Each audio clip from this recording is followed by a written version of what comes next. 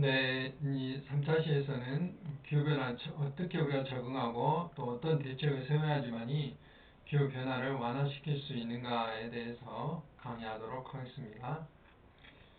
그러니까 우리가 이제 이 사람이 살다 보면 이 토지 이용을 변화시킨다는 아까 뭐 여러 가지 이야기를 했죠. 뭐 도시를 만들기도 하고 또 농사를 짓기 위해서 밭을 만들기도 하고 산림을 벌채하기도 하고 뭐 이런 것들이 일어나죠. 그럼 결국 이건 뭡니까?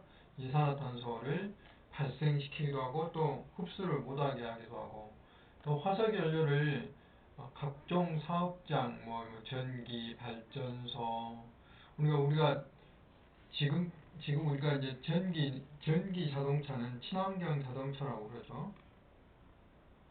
전기 자동차는 친환경 자동차로 그러는데 정말로 친환경이니까 반만 친환경이죠. 반만. 왜 그러냐? 전기를 석탄으로 만들기 때문에 그렇죠. 자동차에서는 배기가스가 안 나오지만은 전기를 만드는 원료는 이제 석탄으로 만들기 때문에 그렇다는 이야기죠. 그래서 이런 온실가스가 나타나서 지구의 온난화가 일어나고 환경난민이 발생하고 전체적인 지구 문제가 발생하는 것이죠. 그래서 우리는 이제 어떻게 할 것인가를 논의를 해야 되죠. 이런 단계입니다. 논의라는 게 아니라 논의가 돼서 이제 협약이 일어난 것이죠. 그래서 어떻게 할 것인가? 답은 간단하죠. 적게 배출해야 되는 것이죠. 뭐 배출을 했으면 이것을 다시 흡수를 하든지 어디다 저장을 하든지 해야 될 거죠. 그래서 적게 배출하고 배출된 것을 흡수해서 나무에다 저장을 하든지 뭐 이렇게 해야 된다는 것이죠. 그걸 우리 탄소 중립, 넷제로라고 그래요. 배출한 것에서 그러니까 100을 배출했으면 100만큼 흡수를 해가지고 제로로 만드는 것이죠. 탄소의 그 배출과 흡수의 양을. 그러려면 우리가 100만큼 했는데 흡수를 50밖에 못한다. 그럼 50이 남잖아요. 50만큼을 여기서 줄여야죠. 50만큼을. 그러려면 줄이려는 어떤 그 기술들을 만들어야 되죠. 기술들을. 그러니까 아까처럼 자동차를 친환경 자동차를 만들고 전기는 이렇게 태양광이나 풍력으로 하고 또 이렇게 나무를 많이 심고 호수를 많이 만들고 이런 거죠. 갯벌도 다시 복원하고 이렇게 하면은 CO2 이산화탄소를 흡수할 수 있는 그런 문제가 발생한 것이죠. 이제 그런 것들을 정부가 마련을 하고 국민들한테 실천하도록 해야 되고 또 과학적으로 이런 것들을 어떻게 할 것인가 연구하고 이런 것들을 잘 맞도록 해주는 게 중요하다 하는 것이죠. 그래서 줄이려면 이제 정확히 어디서 많이 나오고 어떻게 나오는가 또 나왔을 때 어떻게 우리 이 하늘에서 반응을 하는가 이런 것들을 이제 연구를 해야 되겠죠. 그래서 그런 연구하는 우리나라도 이제 전담 위성이 띄워져 있어서 파악을 하고 있는 것이고요. 또 생태 면적 확보 의무화라는 것은 아파트를 지을 때 그 손상된 만큼의 몇 퍼센트 이상은 예를 들어서 40% 이상은 나무를 심으시오. 그래서 요즘은 아파트 지상에도 건물을 제외하고는 거의 자동차는 택배차나 다닐 수 있고 나머지는 다 나무가 심어져 있죠. 잔디가 심어져 있다. 이런 것들을 생태 면적이라고 합니다. 이런 것들을 심을 수 있도록 확보할 수 있도록 의무한다든지 이렇게 이제 하는 것들이죠. 우리가 이런 과정을 거쳐야 됩니다. 그래서 지금까지는 이 2050 온실가스 제로 계획하라라고 이렇게 이제 시민단체 환경운동 하는 사람들 이렇게 시위를 하고 그랬죠. 그래서 기후위기 비상행동 관계자들이 이게 정부에 이걸 수립하도록 촉구를 했어요. 그런데 이제 지금 여기에 2019년도 9월 사진이니까 지금은 작년에 이미 대통령이 유엔에 가서 우리는 그 탄소 중립을 하겠다라고 선언을 했고 그 이후에 2050 온실가스 제로 그 전략이라는 게 발표를 했어요. 우리나라도 2050년도까지 우리가 탄소 중립을 하겠다라고 이제 이야기를 한 거죠.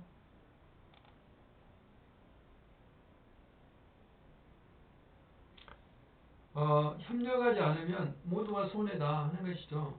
그러니까 우리가 이제 이 기후 변화도 지금 코로나하고 똑같아요. 그 패턴이 똑같다는 거죠. 코로나 중국에 발생을 했고 또 백신을 미국에서 개발했잖아요. 영국도 개발하고 이 백신을 살 수 있는 나라가 한정이 되어 있기 때문에 그 나라들이 백신을 방어를 열심히 했죠. 근데 아프리카라든지 동남아시아 못 사는 나라들은 백신을 가져올 수가 없었잖아요. 근데 우리만 열심히 방어한다고 방어가 됩니까? 안 되잖아요, 지금. 이게 우리 왔다 갔다 하기 때문에. 그래서 온통 세계가 다 코로나에 감염되고 문제가 발생한 거죠. 팬데믹이라는 게 발생한 거죠. 기후변화 마찬가지입니다. 앞에도 설명했지만은 배출은 선진국들이 하고 피해는 못 사는 나라들이 하고 있으니까 더 큰 문제이지만은 그동안에 이 1997년도에 교토 의정서라는 게 채택이 됐어요. 92년도에 논의가 시작돼가지고 그러니까 일본의 교토에서 협약을 한 거죠. 협약을. 근데 이때는 무슨 문제가 있었냐? 선진국들만 하도록 해서 선진국들만. 그러다 보니까 줄어들지도 않아요. 그 다음에 법적으로 구속력이 그렇게 많지 않았어요. 그러다 보니까 여러 가지 지키지 않아도 특별한 어떤 문제를 발생하지 않았고 이렇게 했죠. 그래서 이제 우리가 이렇게 모여서 어떻게 할 것인가를 논의를 해야죠. 글로벌 문제니까, 지구의 문제니까. 그래서 선진국만의 문제가 아니다. 그래서 모여서 2015년도에 프랑스 파리에서 모여가지고 신기후 협약이라는 걸 했어요. 이제 교토 의정서 그만하고 새롭게 제2차 기후변화 협약을 하자라고 해서 이제는 선진국이고 후진국이고 할 거 없이 모든 나라가 참석을 하자. 또 국가만 참석한 게 아니라 그 국가에 소속된 단체들 또는 지방자치단체 예를 들면 대한민국뿐만 아니라 광주시, 부산시, 서울시도 다 참석을 하자.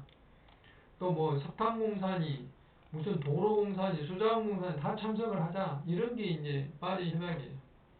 그래서 새롭게 맺어진 협약이다. 그래서 신기후 협약이라고도 이야기해요. 세계의 많은 정상들이 모여서 이렇게 사진 찍고 서명을 했죠. 그때 이제 이런 것들입니다. 이때의 추 요인이 뭐냐? 2100년까지 지구 평균 온도를 1.5도씩까지 그 상승의 폭을 1.5로 하자 이거예요. 가만 놔두면 4도 이상 올라가면은 생물들이 죽고 아까 그런 많은 현상들이 일어나니까 1.5도로 낮추자. 아까 교토 의정서는 이산화탄소를 얼마큼 줄일까에 초점이었는데 파리 협약은 온도를 어느 정도 수준까지로 낮추자 하는 겁니다. 1.5도까지로 낮추자. 당초 2도였는데 지금은 1.5도를 거의 당초에는 1.5도가 고원장 수준이었는데 지금은 1.5도가 이제 굳어가는 겁니다. 그래서 2050년까지 탄소 중립 목표를 각 나라별로 다 제출해라. 50년까지가 아니라 50년까지 탄소 중립을 할 수 있도록 작년 말까지 제출하도록 되어 있어요. 우리나라 이미 제출을 했죠. 제출 안 하면 어쩔 거냐. 한때 트럼프 대통령이 미국에 이게 탈퇴해버렸어요. 파리 협약에 탈퇴를 해버렸죠.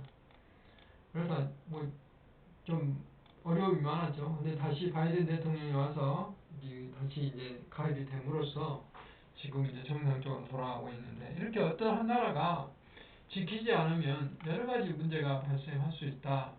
이런 것들을 기후협약이라고 그렇고 이 기후협약에 대한 역사인데 이거는 여러분들 굳이 자세히 알 필요는 없고요. 그래서 교토 의정서와 파리 협약에 대한 어떤 비교예요. 이런 것들이 이제 꼭 우리 이렇게 교양 시간에뿐만 아니라 이런 것들 아주 중요하기 때문에 아마 여러분들 어떤 기업체 시험을 본다든지 또는 공무원 시험을 본다든지 할 때도 나올 수 있는 그런 사항들이에요. 그러니까 앞에 설명했다시피 교토의정사는 온실가스를 얼마만큼 줄일 것인가 초점을 맺었어요. 그래서 1차는 1997년도에 했는데 5.2%, 2차는 2005년도에 했는데 2015년까지 18%를 줄이자는 목표였어요. 주로 온실가스 감축의 목표를 뒀는데 파리 협약은 온도의 목표를 둔 거죠. 그런 차이가 있고 그래서 그 수단으로 온실가스 감축뿐만 아니라 사람들이 생태계에 어떻게 적응할 것인가 그렇게 하려면 기술을 개발을 어떻게 해서 어떻게 이전할 것인가 그리고 돈은 어디서 가져올 것인가 또 사람이 있어야 하잖아요. 그래서 역량 배양은 어떻게 할 것인가 또 감축하지 않고 감축했다 하면 안 되기 때문에 투명성은 어떻게 할 것인가 이런 것까지 투명성이라는 것은 이제 증명을 해야 되는 거죠. 우리나라가 탄소를 이만큼 줄였다 하는 것을 증명을 해야 되는 거죠. 여러 가지로. 그리고 감축의 의무 국가가 선진국만 했었는데 이때는 그래서 우리나라는 해당이 없었어요. 그러니까 우리나라 마음 놓고 배출을 한 거죠. 그러다 보니까 기후 악당 국가로 찍히게 된 거죠. 그렇지만은 이제 지금은 우리나라가 많은 노력을 하고 있어요. 탄소 NDC라고 해가지고 온실가스 국가 의무 감축량을 말해요. NDC라는 용어가. 이것을 그동안에 28% 정도를 줄인다고 했는데 작년에 우리나라가 40%까지 2018년 기준으로 40%까지 감축을 하겠다 CO2를 라고 이제 이야기를 했어요. 상당히 좀 어려움이 있어요. 이렇게 한다는 게 어려움이 있는데 이런 의지를 보인 것이죠. 이런 것을 우리는 NDC라고 해요. 국가 온실가스 감축 목표. 그래서 모든 당사국이 아프리카에 있는 나라나 미국이나 일본이나 프랑스나 한국이나 중국이나 모든 나라에 감축 의무가 있다 하는 것이죠. 목표 설정도 하향식이에요. 그러니까 하향식이라는 것은 유엔에서 미국은 얼마나 줄여라, 한국은 해당이 안 되니까 일본 얼마나 줄여라 이런 것들이 이제 하향식이고 상향식은 지금 우리나라가 얼만큼 40%라고 이야기했잖아요. 우리나라가 이 목표를 정하는 거예요. 이렇게 하겠다. 탄소 중립 2050년까지 하겠다. 선언만 해서는 안 되죠. 전략을 짜야죠. 나무는 얼마나 심고 자동차는 친환경으로 얼마를 받고 발전소는 태양광 얼마 만들고 풍향 바람으로 만든 풍속 발전을 얼마나 하고 이런 것들을 이야기하는 것이죠. 그 다음에 목표 불이행 시 징벌.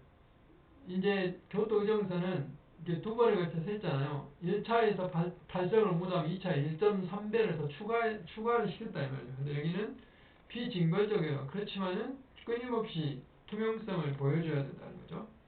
목표 설정 기준을 할 때 진전 원칙이라는 것은 이렇게 28%였는데 그 다음에 계획 낼 때는 더 반드시 올라야 된다는 거죠.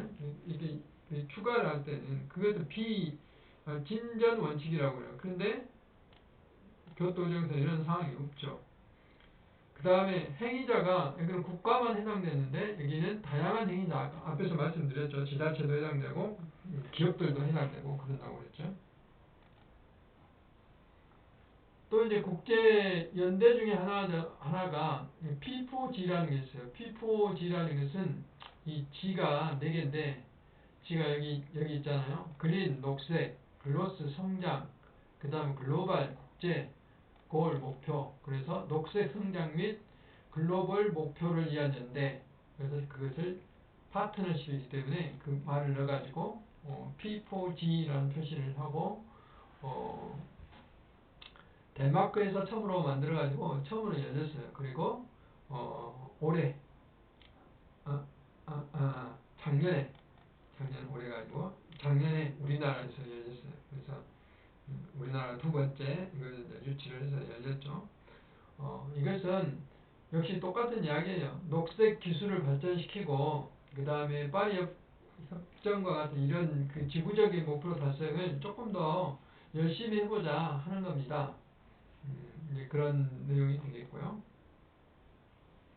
그 다음에 이제 적응과 감축인데 이 두 마리 토끼를 우리는 다 잡아요. 그래서 우리나라도 온실가스 감축 계획이 있고 전략이 있고 적응 계획이 따로따로 있어요. 이게. 왜냐하면 온실가스가 일단 생태계는 어떻게 우리가 그 적응 대책을 세우고 사람은 어떤 대책을 세우고 이런 것들을 쭉 하는 거죠. 그래서 뭐 건축 분야, 수송 분야, 발전 분야 뭐 이렇게 다 뭐 전환 분야도 있어요. 전환이라는 것은 지금 한참 석탄이나 석유 발전을 뭘로 바꾸죠? 태양광이나 LNG 같은 거 바꾸고 있어요. 이런 거 바꿀 때 이 석탄을 가지고 먹고 살았던 사람들이 이제 피해를 볼 수가 있어요. 이런 분들을 이제 지원을 해준 거. 이런 것보다 공정한 전환이라고 이야기를 하죠. 이제 이런 과정들을 거치는 이런 작업들을 계속 하고 있는 것입니다. 그리고 감축은 이제 뭐 친환경 교통수단, 신재생 에너지 사용, 에너지 전략 이렇게 하면서 배출 가스를 줄이는 거죠. 그래서 이제 그런 사업들을 이렇게 만들어내는 게 이제 이렇게 교집합이 되는 것이죠. 옥상 녹화를 한다든지 가로수길을 만든다든지 또 고효율 단열재를 만든다는 것은 제로 에너지 건물을 만드는 거예요. GEB라고 그러는데요. 제로 에너지 빌딩을 만드는 거죠. 제로 에너지 빌딩 뒤에서 다시 나오니까 그때 이야기하도록 하겠습니다.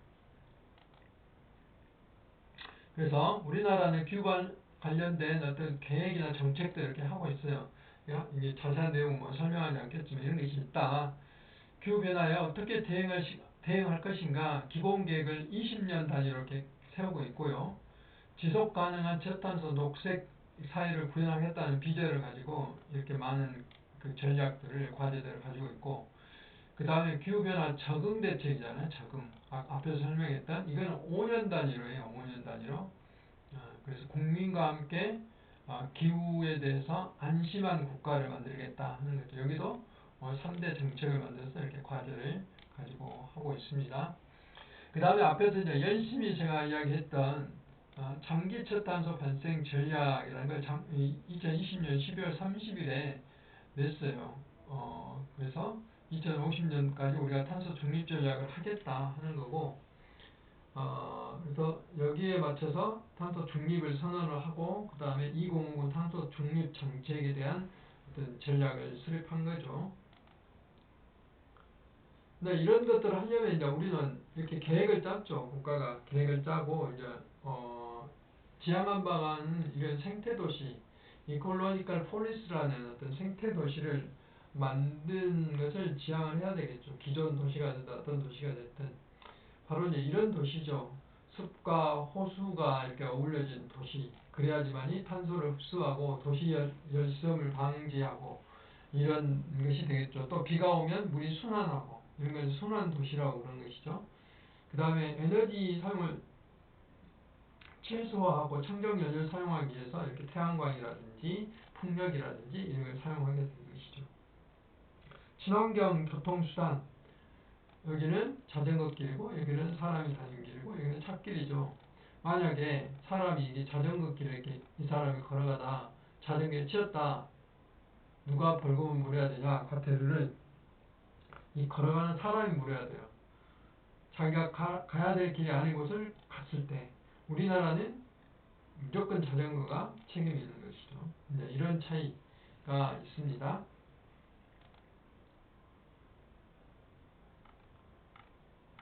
그 다음에 탄소 중립 패시브 하우스 이게 앞에 설명했던 제로 에너지 이 제로 에너지 빌딩을 말하죠. 패시브 하우스라는 것은 단열을 제대로 하는 거죠. 단열. 그래서 에너지 열이 빠져나가지 않도록 만드는 거죠. 집에서도 단열을 잘해야 되겠죠. 빠져나가지 않고 그 다음 에너지를 생산하는 거예요. 직접 뭘로? 이렇게 태양광으로. 태양광 또는 지열 이런 것으로 에너지를 자체적으로 생산하고 내부 건물의 에너지는 외부로 나가지 않도록 하고 이렇게 하는 거죠. 요즘은 새로 지은 아파트 같은 데 보면 뭐가 달려있죠? 열교환기라는 게 달려있어요. 열교환기.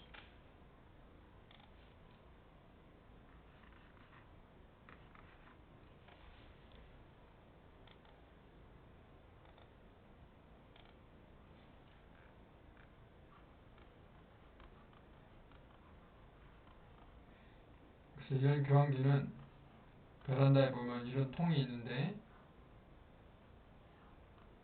이쪽으로 이런 식으로 연결되어 있어요. 그래서 외부에서 공기가 들어와요.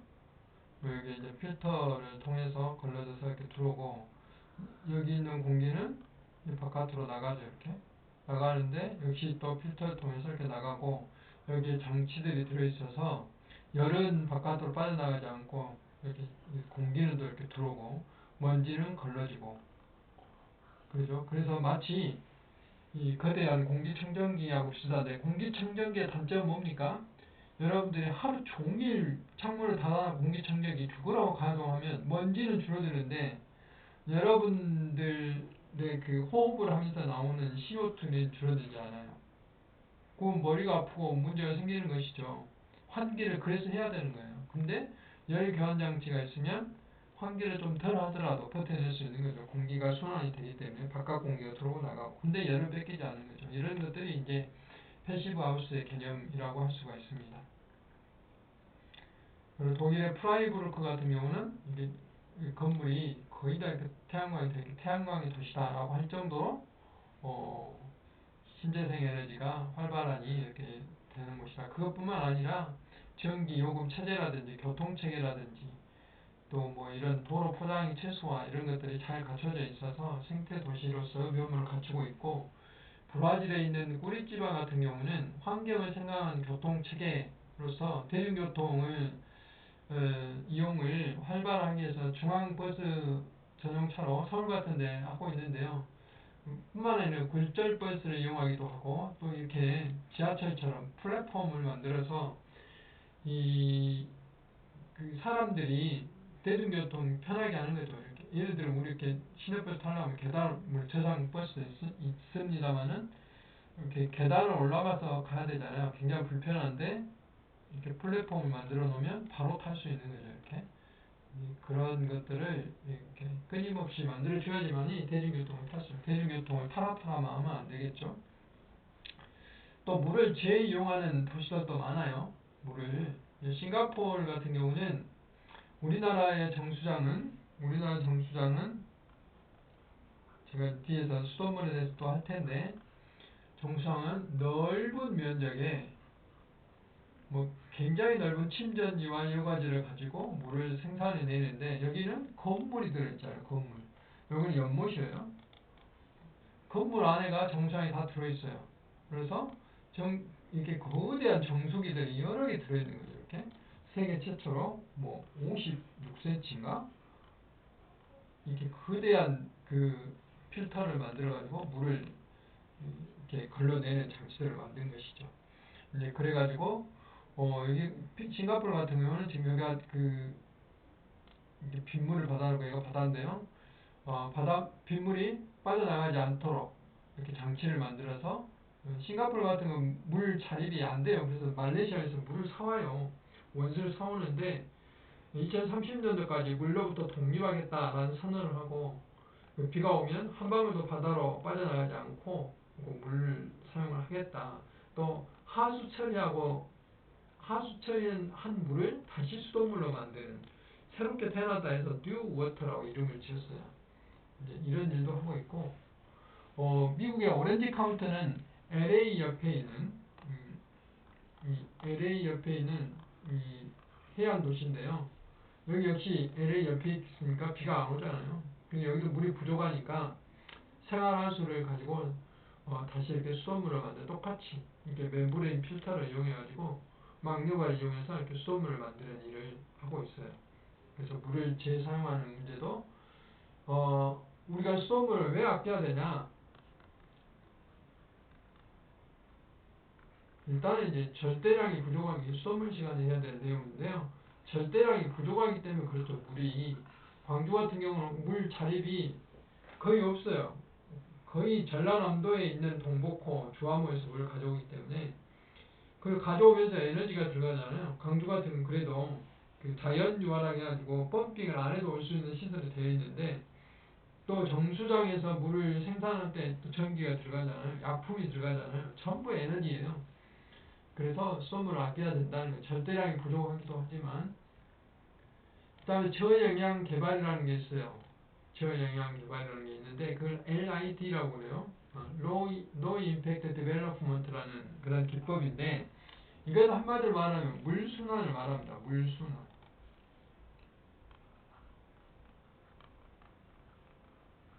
우리 지금은 비가 오면 우리가 아스팔트 길을 가면 물이 툭툭 튀잖아요. 그래서 물이 고여가지고 한쪽으로 쫙 흘려서 도로 바깥에 놓여있는 이 배수구로 물이 한꺼번에 다 나가서 하수를 타고 하천으로 하천이 범람하게 만들죠. 비가 많이 오게 되면. 그런데 이건 물순환이 아니에요. 옛날에 땅들은 어땠죠? 나무라든지 풀로 되어 있기 때문에 이런 비가 오게 되면 이런 물들이 한꺼번에 빠져나가지 않고 땅속으로 이렇게 들어가게 되는 것이죠. 그래서 이런 물들이 고여있다가 천천히 이렇게 바다나 강으로 흘러나가기 때문에 홍수가 빨리 안 일어나는 거죠. 그리고 가뭄도 빨리 안 나타나는 거죠. 이런 것들을 이제 물순환이라는데 이런 것들을 하도록 만드는 것이죠. 그래서 이렇게 인공적으로 습지도 만들고 또 투수성 포장이라 해가지고 이렇게 길이 있으면 이게 물이 빠져 들어가도는 거죠. 그래서 옛날엔 여러분들이 보도블록을 걸어가면 물이 막 튀었는데 지금은 비가 아주 세게 오지 않는 한 보도복을 걸어가도 신발을 망치지 않아 물이 튀지 않기 때문에 물이 그대로 스며드는 거죠. 이런 것들을 우리는 투수 포장이라고 해요. 이런 투수성 포장 이런 것을 하는 것도 다 저영양 개발이다 하는 것이죠.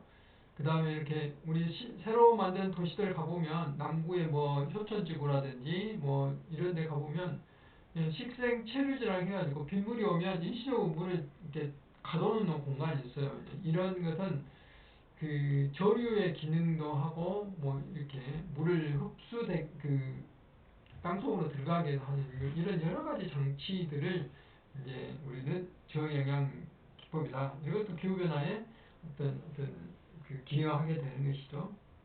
그래서 이렇게 하게 되면 아까 생태 면적률이 도시 열이라는 이런 걸 당겨주고 그다음에 기후 변화를 완화시켜주는 그런 역할들을 한다라고 이제 이야기를 할 수 있습니다. 그 다음에 바람이 잘 통하는 바람길을 만들어줘야 돼요, 도시에서. 근데 우리가 자꾸 빌딩을 만듦으로 인해서 이렇게 이제 도시를 만들므로 인해서 바람이 빠져나가지 못해. 여기만 빠져나가니까 뭐가 불죠? 빌딩풍이라는 게 불어서 태풍보다 더 강한 바람을 만들게 만드는 것이죠. 바람이 갈 데가 없잖아요. 그런데 이렇게 터놓는다든지 중간에 숲을 만들면 바람이 이렇게 도시 전체적으로 퍼져서 공기도 깨끗해지고 또 이제 온도도 낮춰지고 여러 가지 이 도시를 숨 쉴 수 있도록 만들어주는 그런 역할들을 하게 된다 하는 것이 되겠습니다. 우리나라의 도시도 앞에 설명했지만 기온 역정이 일어나면 이렇게 기온 역정이 일어나면 이런 대기 오염물질이 확산이 안 돼서 아침마다 초미세먼지가 많이 늘어나고 이런 또 도시 열섬이 일어나고 이런 문제가 발생하는데 이렇게 올라갈수록 온도가 차가워지면 이게 공기가 잘 확산이 돼서 문제가 발생하는 이런 대류현상이 일어나는 경우 그래서 사만사미라는 용어로 제가 입조차체 강의를 했잖아요. 이제 그런 현상들이 바로 이제 이런 것 때문에 일어난다 하는 것입니다. 독일의 슈투트가르트 같은 경우는 이렇게 이게 산에서 공기가 만들어지면 이 차갑기 때문에 도시로 바람이 불어 들어오잖아요. 이래서 바람이 들어올 수 있도록 통로를 만들어 주는 거죠. 그래서 건물의 높이라든지 도로의 폭이라 이런 걸 다 이제 법으로 만들어서 하는 거죠. 그렇게 신선한 이런 숲 같은 경우는 우리는 공기댐이라고 해가지고 바람길이 막혀지지 않도록 이렇게 도시 계획을 그렇게 하는 것이죠. 그래서 바람길 조성을 위한 지침들을 이렇게 만들어서 건물 높이라든지 그 다음에 건물 간의 간격이라든지 이런 것들을 이렇게 하고 있습니다. 홍콩 같은 경우는 도시계획을 할 때 아예 어떻게 해라 라는 것을 논의를 했어요. 이제 이게 왜 만들어졌냐면 2003년도에 그 중증 급성 호흡기 증후군, 뭐 지금 같은 바이러스 증후군이 계속 발생하니까 왜 그런가 봤더니 도시가 꽉 막혀 있어서 그런다. 그래서 대기 통풍 평가 방법론이라는 걸 만들어 가지고 이렇게 도시 계획을 할 때 이렇게 오픈 스페이스, 열려 있는 공간들을 만들어서 바람을 잘 통하게 하자. 이렇게 이제 도시를 만들도록 한 거죠. 그래서 이 도로의 표지판도 이렇게 가로로 놓다 보면 바람을 막으니까 이렇게 세로로 하도록 어떤 제도를 만들고 이렇게 하는 것이죠. 건물의 높이도 이렇게 좀 다양하게 만들므로써 이렇게 만들면 바람이 막히지 않도록 이렇게 하는 것이죠. 우리나라는 아직까지 세종시 같은 경우는 이런 것을 엄격하게 적응해서 바람길이 잘 만들어져 있는데 기존 도시들은 아직도 굉장히 약한 것 같습니다. 건물도 굉장히 높게 지고. 그래서 도시의 그린 인프라라는 것은 공원이라든지 숲이라든지 또는 이런 벽면 녹화나 옥상 녹화를 열심히 만드는 것을 우리는 그린 인프라라고 그럽니다. 이런 것들을 끊임없이 하게 되면 이것도 이산화탄소도 줄이고 또 온도도 줄이고 두 가지 역할들을 다 할 수 있는 것이죠. 그린 인프라에 의해서 미세먼지를 저감하는 시공 사례도 있어요. 이렇게 일부러 벽을 만드는 거죠. 이렇게 벽을 만드는 경우도 있어요. 아주 조그맣게 나주 혁신도시에 그 호수가 있는데 그 호수 옆에 조그맣게 하나 세워져 있는 거 이렇게 이런 거 볼 수가 있어요. 너무 작아서 효과가 얼마나 있는가는 모르겠지만 아무튼 이런 장치들도 있다 하는 겁니다. 우리나라도 바람길 조성을 위해서 서울시라든지 또는 도시계획서 또 환경영향평가 과정 중에 이런 것들 도입하도록 이렇게 하고 있어요. 그래서 서울시 같은 경우 바람길 정보 같은 경우도 이렇게 논의를 하고 있고 이렇게 하고 있습니다. 숲과 바람길에 대한 저의 글이었는데 나중에 한번 기회가 되면 읽어보시기 바라고 지금 화면으로는 너무 글씨가 작게 되면 안 보이고 여러분들이 교재를 다운받아서 볼 수 있는 기회가 주어졌으면 좋겠습니다. 그래서 7주차에는 제1차 시대 기후변화 사례에 대해서 이야기해서 기후의 난민이라든지 꽃이 빨리 피고 이런 이야기를 했고요. 그 다음에 기후변화의 의미는 어떤 것인가에 대해서도 1차 시대 강의를 했고 지구온난화 원인, 기후변화의 영향, 대응을 어떻게 할 것인가 이런 것들은 2차 시와 3차 시에 걸쳐서 말씀을 드렸습니다. 지금 이제 바깥에 꽃도 많이 피어 있고 여기 이제 자주 광대 나물이라는 건데요. 잡초죠. 굉장히 많이 피어 있는데 이런 잡초 하나하나도 소중히 다뤄야 되는 게 이게 있음으로써 탄소를 이렇게 흡수하는 기능도 하고 있잖아요. 그래서 잡초 하나도 우리가 소홀히 할 일이 아니다 하는 것입니다. 제주도의 오름인데요. 이렇게 청명한 하늘, 그 다음에 이렇게 바람이 통하는 이런 그런 세상이었으면 좋겠습니다. 네, 수고 많이 하셨습니다.